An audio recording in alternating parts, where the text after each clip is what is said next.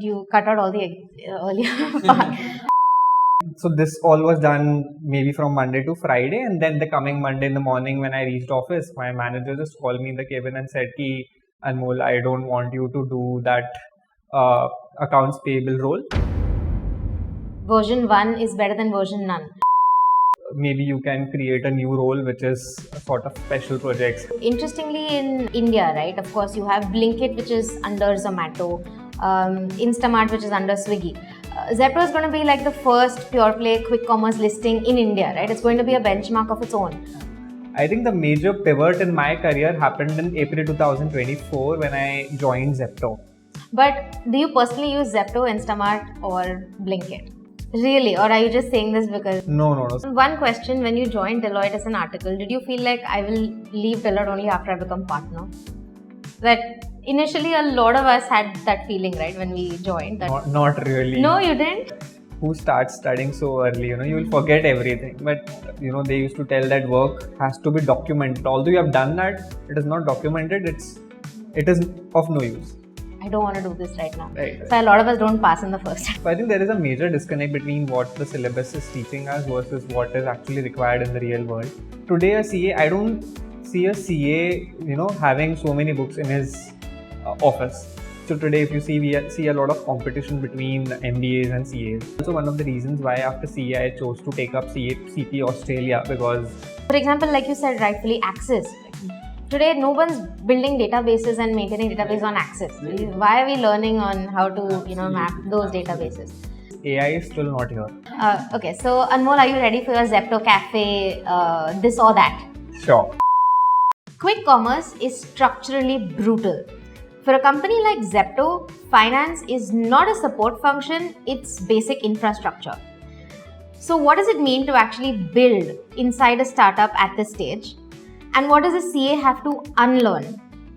And what does IPO pressure do to a finance team? So we're here to find out all of this from our guest today, who is Anmol Jaju, a chartered accountant who joined Zepto, and interestingly, he told me he joined as in a conventional role in accounts payable. Right. And then he carved this role out for himself, which is Associate Director of Special Projects, where he's looking at multiple things. He's sitting at the intersection of finance, technology, product, marketing, sales, I believe everything. So I think we have a very interesting episode on our hands, and the show is called CFOs Not Talking Finance. So we focus more on the human aspect than the finance and numbers aspect.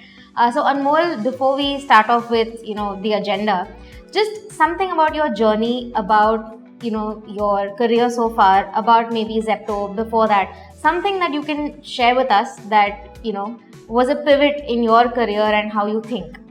So firstly, thank you for having me on this episode. I mean, it's a pleasure to discuss my journey with you.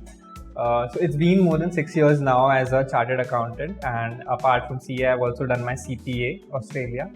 Over these 6 years, most of my part of my career was into typical Big Four, corporate functions like financial reporting. If I talk about specific finance consolidation, looking at financial statements, CFO reporting, all sort of typical finance that a CA is expected to do. I think the major pivot in my career happened in April 2024 when I joined Zepto. And that was also out of interest because over the years at Deloitte, so I was working with Deloitte before this in statutory audit and advisory function.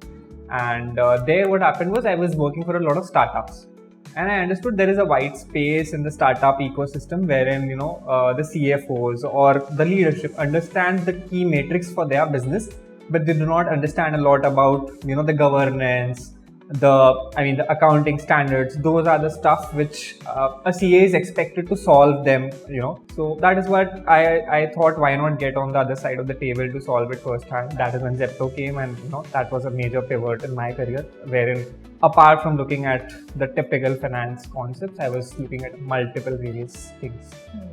That's quite interesting because some of us who do our articleship in the Big Four, we're used to seeing larger structures and the MNCs. So the fact that you got to experience a lot of startups while being in Deloitte and auditing that, I think that's also a bit different, I think, than the rest of... Absolutely. So I think that happens later in a career. So when I had joined for articleship, so I had done my articleship at Deloitte itself. That was typically into the large conglomerates like Tata's, of the world. But post qualification, when I joined as a CA, so that is when you have to grow up the ladder. You also have to start business development for the firm. Yeah. And that is when through connects. So naturally, I cannot get the larger clients. I can get the smaller startups for the firm, and that is when I was able to bring some business to the firm, the smaller startups, to friends, to connections, and that is how the journey started with startups. Very interesting. Of course, now Zepto is on the brink of its IPO. So, without of course revealing too many details, we really want to know, when you joined Zepto, you said in 2024. Right. What was the state of finance? Were you entering an existing structure, or did you have to put out fires and build as you go? So I think put out fires is something we do it till date, but yeah, at that moment the company was building its finance function. They had a finance team, but not that big to serve the growing business. So I joined at the time when a lot of people in the finance team were joining. The ERP was getting changed from a very smaller ERP to a larger ERP. Our warehouse management systems, order management systems were all getting revamped to handle the large volume of business. So naturally there was a lot of work, firstly to have those systems in place, have them working completely, and then naturally second part was then the BAU activities. So yeah, at that moment there were a lot of challenges in the journey, but that also brought a lot of learning.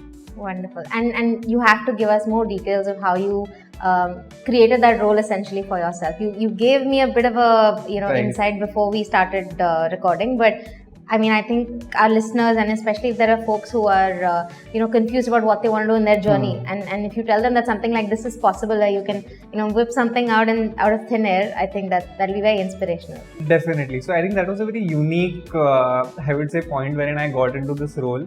So I had joined for a very conventional role of accounts payable, reporting function, But so in the initial 1 week, usually that's called as an honeymoon period when you do not have a lot of work, you do not know the company in detail. So my manager gave me some project to understand a few metrics for the eyeball competitors for our company, to understand where are we standing against the other players. And so I presented it in a deck, showed it to him, tried to bring in all the details which could be a potential question from the leadership, and he liked it. He then asked me to present it to our chief accounting officer, to our CFO, and even they liked that work. And so I think this all was done maybe from Monday to Friday, and then the coming Monday in the morning when I reached office, my manager just called me in the cabin and said, "Ki, Anmol, I don't want you to do that accounts payable role. Maybe you can create a new role which is sort of special projects, handling these sort of projects for the CFO. So more like a CFO's role, you can say." That was a moment when we were also raising funds. So due diligence was supposed to be done, and he said, "Why not start with that exercise, and you will also get to learn about the nitty-gritties of the business." I said, "Sure, I would love to do that." Someone coming from a typical finance role, getting this at this stage of the career, nothing like it. So I took that up. Right, and I think this is similar to your thought process of looking at finance function not as a reporting function but an operating function, right? That's what you had mentioned to us. Right. So in practice, if we have to ask you, what did you have to maybe stop doing to look at finance as an operating function? I mean, a lot of people, right, who are in sales and marketing and in the business side, they very dismissively call finance an SFC, a support function. But you're actively calling it an operating function. So what did you have to stop doing to, realize that this is what it is? Right. So working at a Big Four, that perfectionist mindset was there, inside me. When you get to a startup, you cannot have that mindset from day one. You have to first have the mindset of go-getter, start, and then try to fix things. First build it and then fix it. So I think that was something I had to unlearn, wherein I was coming from a background of accounting standards, law, governance. No doubt we cannot, non-comply with them. We have to do it. But yeah, they can come at the second or third level. First is to start and get into that race. So that was a part which I had to unlearn, seeking perfection was something I had to stop doing. That you have to stop doing and maybe pick things up on the go, because a lot of people who work in smaller setups, right, they say version 1 is better than version none. And you're right, people who have come from a background of either working in an MNC or a big four, they kind of feel like, no, if it's a deliverable going out of my plate, it has to be perfect, so they sit on that file for hours on end instead of just shipping it. So I know what you mean about. So that was the biggest thing you had to unlearn. Very true, right? So because in a big four, what happens if you are working on a project, say there are 4 or 5 people, team members working on it, and every person has a select responsibility to fulfill. Also your sign off goes, so the partner knows what you are doing. Here in a startup, if someone is not doing something, you cannot hold them responsible and sit on your work. You have to maybe play a relay race and complete your part. If he's not able to do it, do his part also, because at the end business should not get affected. I think that analogy is wonderful.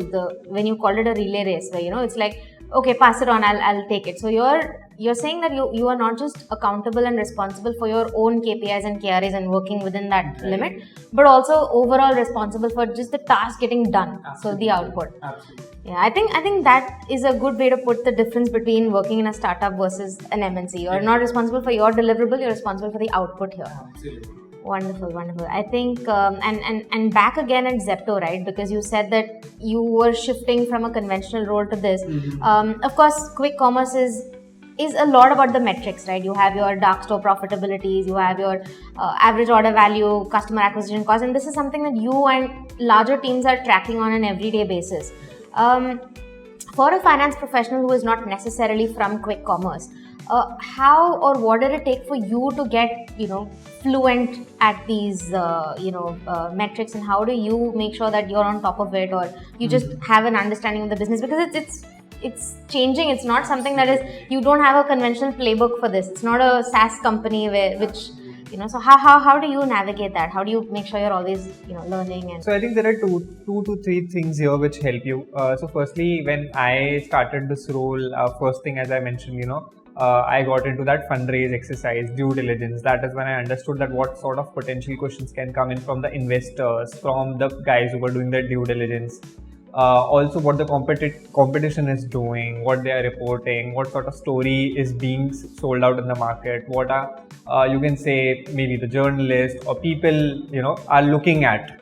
So that is when you understand that, okay, you need to improve these metrics, you need to get hold of them. So that is one thing. Another thing is, of course, as in when you have internal reviews, internal discussions, you understand what is doing better in your business versus what is probably not doing that better. And you understand that, okay, we need to, work on this, while also try to build a story around it, how this is beneficial for the business, for the investors. So I think that all goes on it. And of course, it's a trial and error thing, In a startup, I think the best part is you have that scope for making trials and making errors, and that is how you learn. Yeah, so you fall. What is that term? Fail forward. So you pick up and right. Wonderful. You mentioned about competitors. So interestingly, in India, right? Of course, you have Blinkit, which is under Zomato, Instamart, which is under Swiggy. Zepto is going to be like the first pure play quick commerce listing in India, right? It's going to be a benchmark of its own.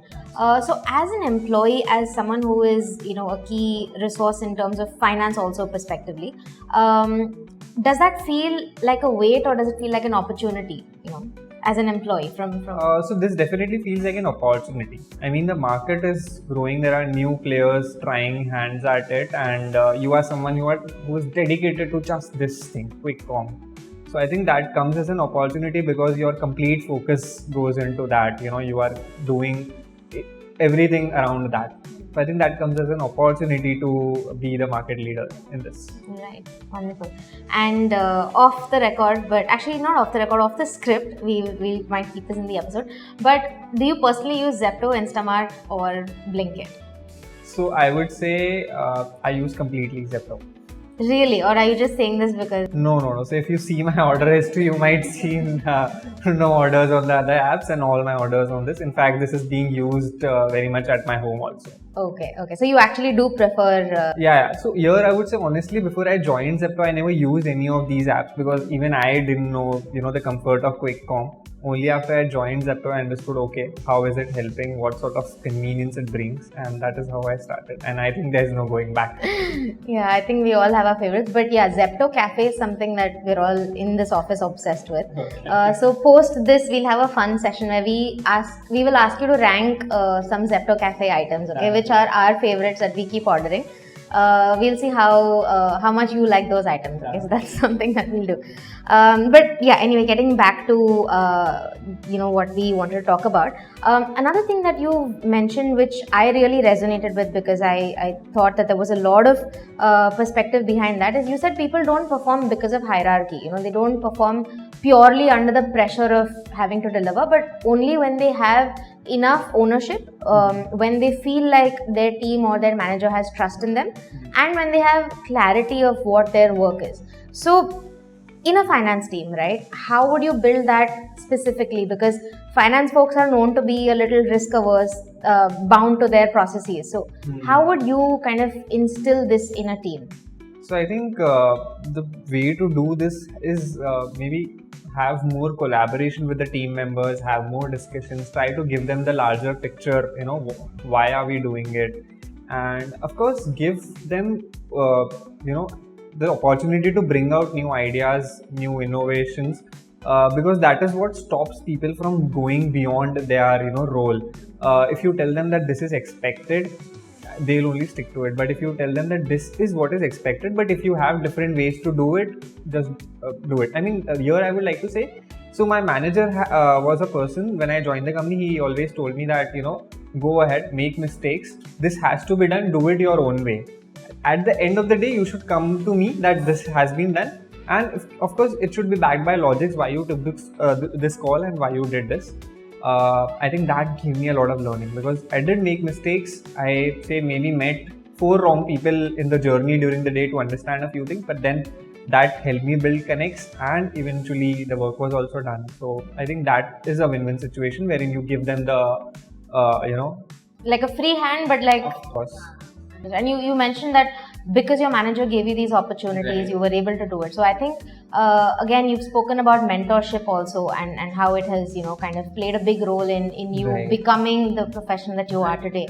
But more than, watching or learning from your leaders, is there any particular, instance either in Deloitte or in Zepto where you saw someone do something and you actively learned from that experience, and you're like, okay, I'm glad I didn't make this mistake and I'm seeing this person do it, and this is something that I'll be mindful of not doing. Was there any instance like that? So I think that was during Deloitte, wherein when I joined as an article, that was the first time I had entered corporate. I didn't know how things work, how people behave, how people react. So I used to be part of a lot of reviews, manager reviews, partner reviews, and I used to see all those qualified CAs giving reviews, maybe making mistakes. So that is when I used to think that if I would be there, I would be, saying this, or I would be showing it this way, or this is not done, but I would have done this, or I would have asked my team to do this. So I think through observation, I had learned a lot during that time, because there, during the articleship, I didn't have a lot of responsibility, That is a very good opportunity for CAs wherein you can make mistakes actually. So that is when you make mistakes, you realize that, okay, this is not to be repeated ever in your life. And I think that was the best phase of my life. Also, that at that moment it happened that at Deloitte also, if you ask me, the first initial 6 months, those were the toughest of my life.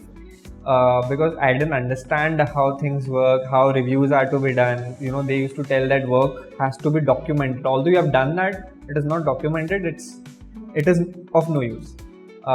So at that moment, I was working on Tata Steel, and one of my seniors was about to leave the firm, and I was not aware. I was just working with him, no one else on that subsidiary of Tata Steel, and he was about to leave, and I was like, how will I do it? That is when I got to work directly with my senior manager and partner. So that was tough because there was a difference in the mindset, but yes, that was a turning point in my life, because that is when I understood that, okay, what is, a leadership's expectation from his or her team. Yeah, that helped me. One question: when you joined Deloitte as an article, did you feel like I will leave Deloitte only after I become partner?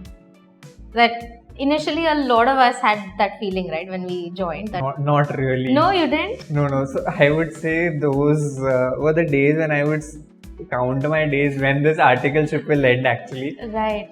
Because my focus used to be I have to complete my studies. Articleship, I had never considered it to be so important initially when I joined. It was only after some time when I realized that no, this is helping me actually.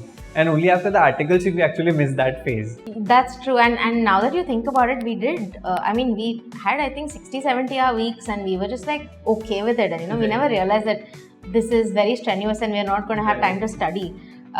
Did you also have that phase where you did not study for 3 years, and then in those 5-6 months was the first time you opened the books and you started studying? Not really. So I joined my CA final classes quite early, and that is when I used to get reaction from my managers and my peers that who starts studying so early, you will forget everything. But somewhere in I was like, no, I want to be in touch with studies. I don't want to leave it completely. So yeah, I think that helped me, because although I might not have studied so much over those 2.5 years, but yeah, somehow I was in touch. It adds up. Yeah, it adds up, because I think for most of us, that's the disconnect. You start studying after a period of 3 years of going to office, and you're like, I don't want to do this right now. Right. So a lot of us don't pass in the first attempt. Talking about the CA curriculum and that, you write a lot on LinkedIn about how the finance profession is changing. What do you feel, in your opinion, where does the CA curriculum today, where is it lacking in terms of what we're studying for and what we're giving as the final exam versus what jobs are ready for people, and the disconnect? So where do you feel the CA curriculum is lacking? Very valid question. So I always raise this point when I'm having discussion with my seniors.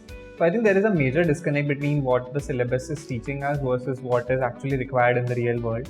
No doubt the syllabus is abreast with the latest concepts, technicals, very good. But today a CA, I don't see a CA, having so many books in his office. He just needs to know where he needs to refer to, and I think everything is on Google nowadays, even AI. So I think tech is something which is not taught very well in your CA curriculum. There was ISCA in past. Later, I think they removed it, but then we have ITT, but not really helping. I mean, we have still being taught Excel, Access, and all, which is not of that use in the today's world. Second thing I feel is strategy is something where we are lacking. So today, if you see, we see a lot of competition between MBAs and CAs. So why MBAs are preferred? Because they can sell really well, they can present themselves really well, and of course they are considered to be very good at strategy, where CAs are considered to be very good at only the technical concepts. That is also one of the reasons why after CA I chose to take up CP Australia, because for a CA we get exemption in some papers, but there is a paper, global strategy and leadership, which you have to give, and the case studies that were there in the syllabus were really very good. So I think strategy is something, and maybe presentation, the skills of selling should be included in the CA curriculum to make them updated with today's world. Yeah, very fair, because I don't think in terms of strategy, we don't have a subject that is a standalone strategy. We have maybe I think financial management and strategy, but you don't really learn about business models there. There also you're solving for margins, right, and gross profit, and you're stuck. You do not have real life case studies. So today there are some iconic case studies in the business world which are being taught in the IIMs and ISBs, but never a part of your CA curriculum. But I think CAs are very much proficient. They can learn that. Why not include them in the syllabus? Very true. And maybe phase out subjects you said that are a little outdated. For example, like you said rightfully, Access. Today, no one's building databases and maintaining database on Access. Why are we learning on how to map those databases? Fair enough. And of course, you mentioned about AI and technology. AI, I mean, it's the most used word or hashtag about AI. And to be honest, there is a little bit of a fear in junior finance professionals, because AI is going to take over a lot of what their work stream looks like, your MIS reporting, your reconciliations. Right. So in that sense, how, or rather what advice would you give to kind of if not completely mitigate the effects, how does one make sure that they're looking at a broader perspective than just being confined to their particular role? Got it. So firstly, here what I personally feel is AI is still not here.